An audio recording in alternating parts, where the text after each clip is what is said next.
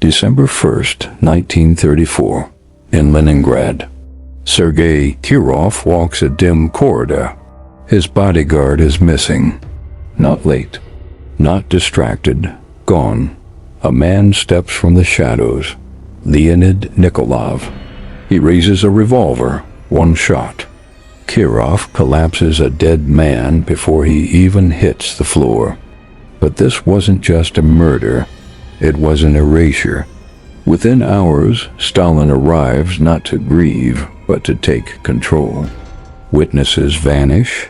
Evidence is rewritten. From this moment, Stalin no longer needs proof. Suspicion is now law. In a system where trust is a death sentence, who survives? Investigation into Kirov's murder should have uncovered truth. Instead, it manufactured it. Leonid Nikolov was presented as a lone assassin, a single man acting alone, driven by personal motives, but the details didn't match. He had been detained before the murder, armed near Kirov, not once, multiple times. NKVD reports show he had already been flagged as suspicious, watched, tracked, and yet instead of imprisonment, he was released. Not ignored, released, which is not a mistake. Not in a system like Stalin's. On the day of the assassination, Kirov's security was reduced, guards reassigned, positions changed, unusually, conveniently, but records show inconsistencies. Witnesses contradicted, reports altered. No independent investigation was allowed. No accountability, which raises a question historians still debate. Was this failure or design? Did Stalin allow it? Or did he orchestrate it? What is certain is what came next. Within hours before any full investigation, Stalin signed emergency decrees. The Kirov laws. They didn't seek justice. They removed it. No appeals. No legal defense. No delays.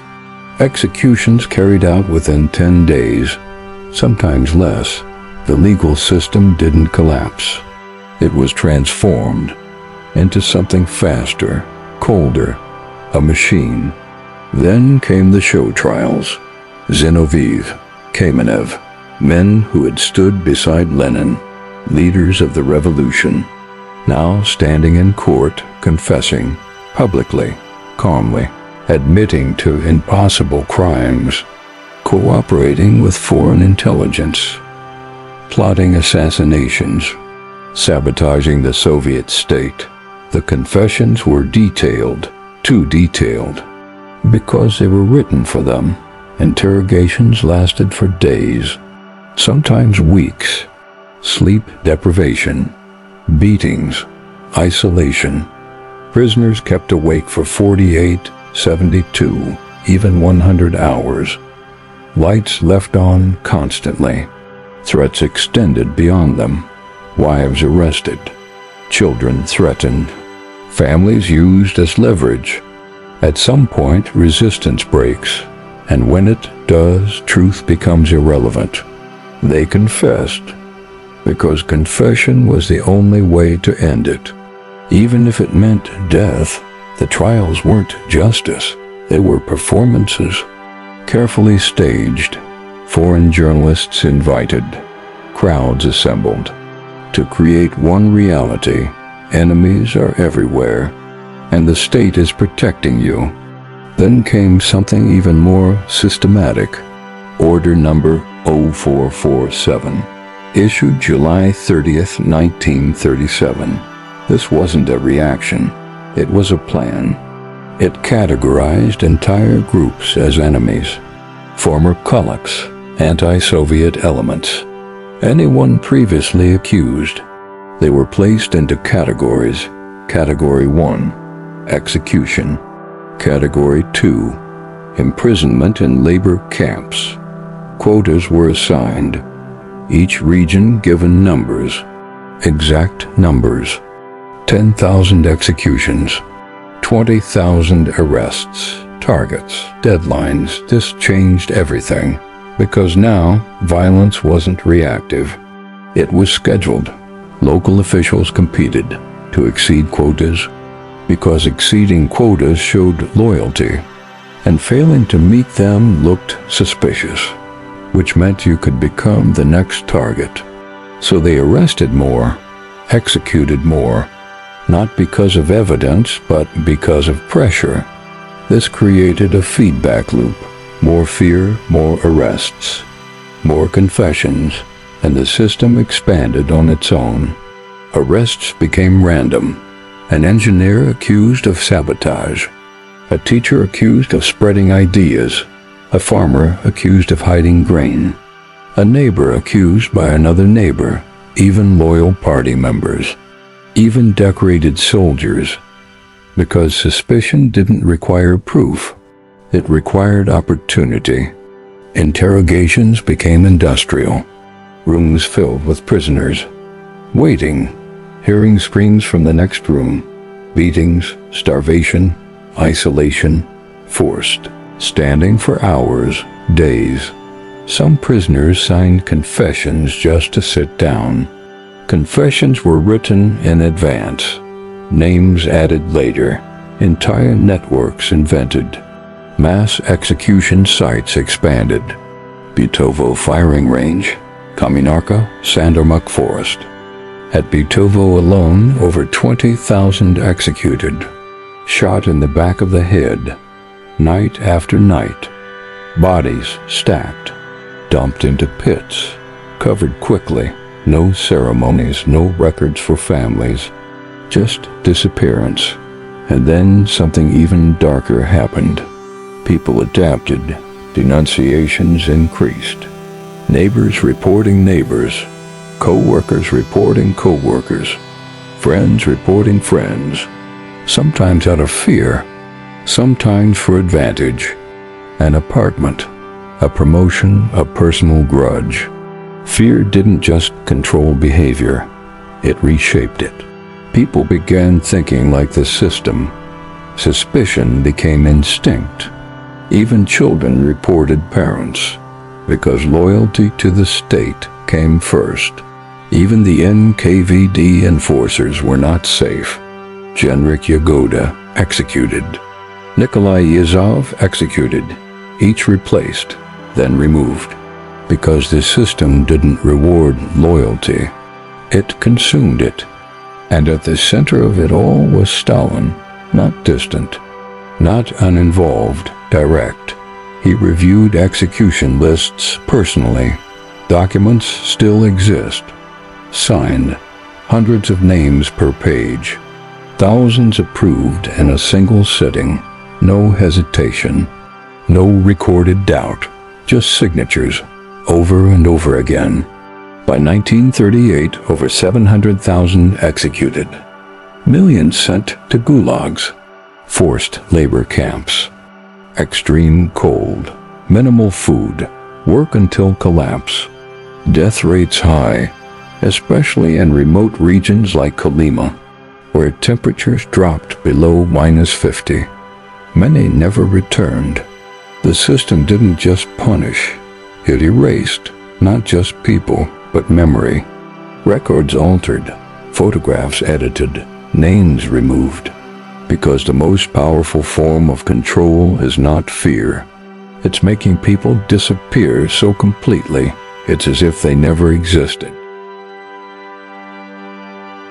Stalin wasn't just ruthless. He was psychologically structured for control. And that distinction matters.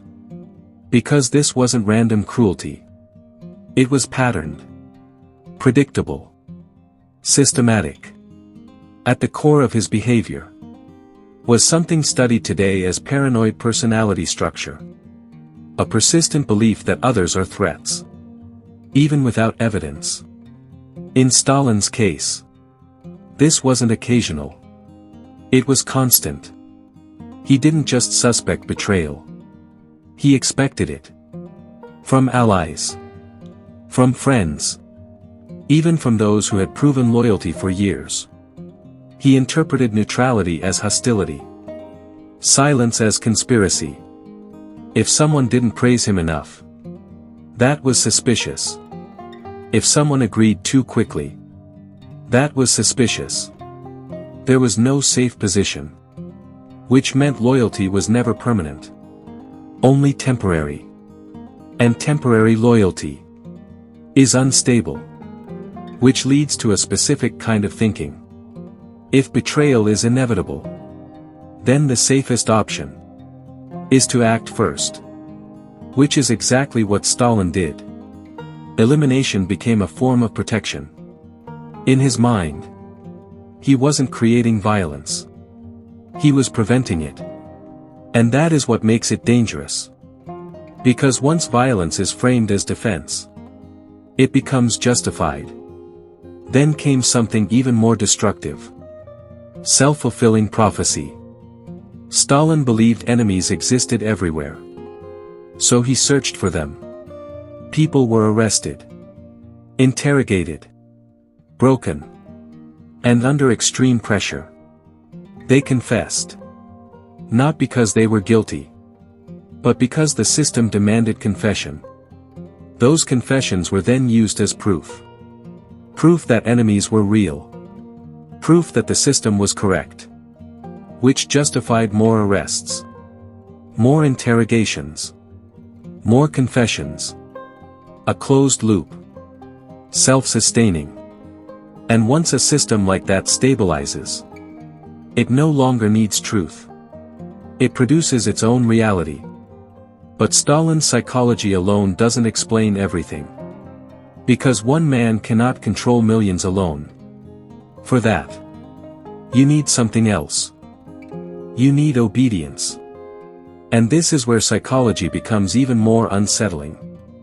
Because what happened in Stalin's Soviet Union was later tested in controlled conditions by Stanley Milgram. In the 1960s, Milgram conducted a series of experiments. He asked ordinary people to administer electric shocks to another person. The shocks increased in intensity. Screams were heard. Pain was simulated. And yet, a majority of participants continued. Why? Because an authority figure told them to. That's it. No threats. No punishment. Just instruction. Now imagine that same scenario. But instead of a lab, you're in Stalin's Soviet Union, where authority doesn't just instruct you. It controls your life, your job, your safety, your family. And disobedience doesn't lead to discomfort. It leads to arrest, or disappearance, or execution. In that environment, obedience is not a choice. It's survival. So people obeyed. Not because they agreed, but because they had no alternative. And over time, something changed. Obedience stopped feeling forced. It started feeling normal. Then came another layer. Dehumanization. Victims were no longer individuals. They were labeled enemies of the people. A simple phrase, but psychologically powerful. Because labels remove identity. Once someone is labeled as an enemy, you stop seeing them as human. You stop seeing their history, their family, their emotions. They become a category. And categories are easier to eliminate. This is not unique to Stalin. It appears in genocides, wars, mass violence across history. Because once empathy is removed, violence becomes easier, more efficient, more acceptable. And in Stalin's system, this was institutionalized. Arrest forms didn't describe people. They described categories. Kulak, saboteur, traitor. No nuance. No individuality. Just labels. And once labeled, the outcome was almost guaranteed. Then comes something even more subtle. Fear conditioning. This is where the system becomes self-sustaining. In psychology, fear conditioning happens when repeated punishment creates automatic behavioral change. You don't need to experience the punishment directly. Seeing it happen to others is enough. In Stalin's Soviet Union, people saw arrests happen constantly. Neighbors taken at night. Co-workers disappearing. Family members gone without explanation. No one knew why. And that uncertainty made it worse. Because when rules are unclear, people become hyper-aware. They begin to monitor everything. What they say. What they think. Who they trust. This creates internal control. People begin controlling themselves. Self-censorship becomes automatic. Even private thoughts become dangerous. And once that happens, the system no longer needs to enforce every rule. People enforce it on themselves. Which is the most efficient form of control. But even that isn't the final layer. Because there's one more psychological mechanism that keeps everything together. Cognitive dissonance. This is what happens when people hold two conflicting beliefs at the same time. In Stalin's Soviet Union, people saw the terror. They saw arrests, disappearances, executions. But they also believed in the state. Or needed to believe in it. Because the alternative was terrifying. If the system is wrong, then no one is safe. So instead of rejecting the system, they adjusted their beliefs. They must be guilty. There must be a reason. The state knows more than I do. This is how people reconcile contradiction. They reshape reality. To protect themselves psychologically. Because accepting the truth would break them. And once enough people do this, the system becomes stable. Not because it's true, but because it's believed. Or at least, not questioned. And then there's Stalin himself.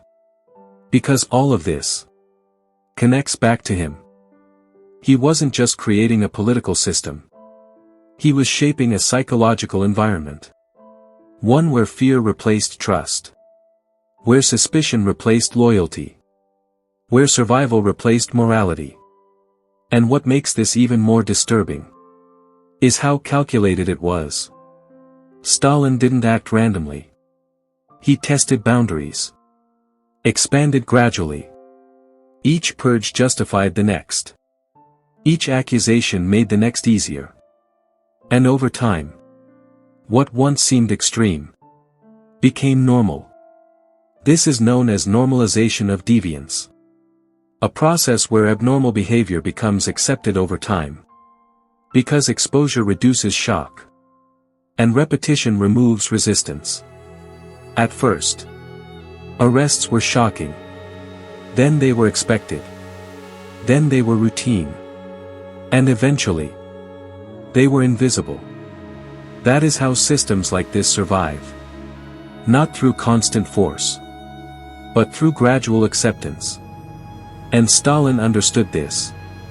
Instinctively. Or deliberately. And then there's the final, most disturbing detail. Stalin began as a poet. A writer. Someone capable of reflection. Of emotion. Of understanding human experience. Which creates a contradiction. How does someone who understands emotion build a system that destroys it? And the answer is uncomfortable. Because it suggests something deeper about human nature. The capacity for empathy and the capacity for cruelty are not opposites. They can exist in the same person. At the same time. Under the right conditions. Power. Fear. Control. One can override the other. Not slowly. But completely. And that's what makes Stalin's story different. It's not just about what he did. It's about what people are capable of becoming. given the right system, the right pressure, the right justification. Because the most disturbing part of this is not that Stalin existed. It's that the psychology behind him still exists. Everywhere. Waiting for the right conditions to activate again.